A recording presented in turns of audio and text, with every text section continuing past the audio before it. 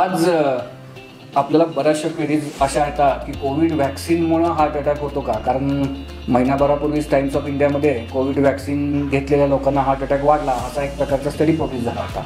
तर actually Covid vaccine जे आहे आणि त्याच्यामुळे होणारा जो हार्ट अटॅक आहे असा काही खरंच प्रकार आहे का, हे आपल्याला हे तथ्य आपल्याला अगदी समजून घेणं गरजेचं आहे. जो स्टडी पब्लिश झाला होता तो अतिशय रॅन्डम अशा प्रकारचा स्टडी होता आणि त्याच्यामध्ये बऱ्याचशा फॅक्ट्स क्लिअर नव्हत्या. त्यामुळे एका स्टडीच्या आधारे आपण असं नक्कीच म्हणू शकत नाही की कोविड व्हॅक्सिन घेतलेल्यांना हार्ट अटॅक व्हायचं प्रमाण हे जास्त वाटतं.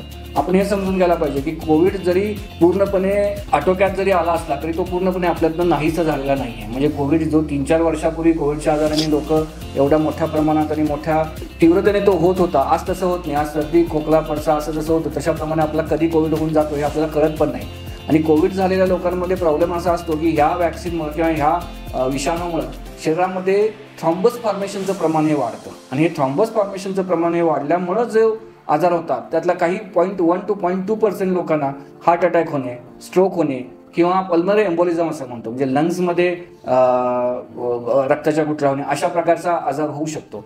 म्हणून याचा अर्थ असा नाही की कोविड व्हॅक्सिन किंवा व्हॅक्सिनमुळे होणारे साईड इफेक्ट हे प्रूव्ह करण्यासाठी अजून बऱ्याचशा प्रकारच्या स्टडीज आपल्याला बघाव्या लागतील. आत्ता प्रथमदर्शनी कुठलाही वैज्ञानिक आधार या गोष्टीला अजिबात नाही. आज कोविडच्या मुळं जे हृदयविकार किंवा मेंदूचे विकार किंवा पल्मनरी एम्बोलिझम हा प्रकार होतोय हा कोविड विषाणूमुळे झालेल्या संसर्गामुळेच होतोय आणि त्याच्या इन्फ्लमेटरी रिस्पॉन्समुळे होतोय आणि नाही की तो व्हॅक्सिनमुळे होतोय. त्यामुळं ज्या ज्या लोकांनी व्हॅक्सिन घेतलंय त्यांनी लगेच पॅनिक होण्याची अजिबात गरज नाही.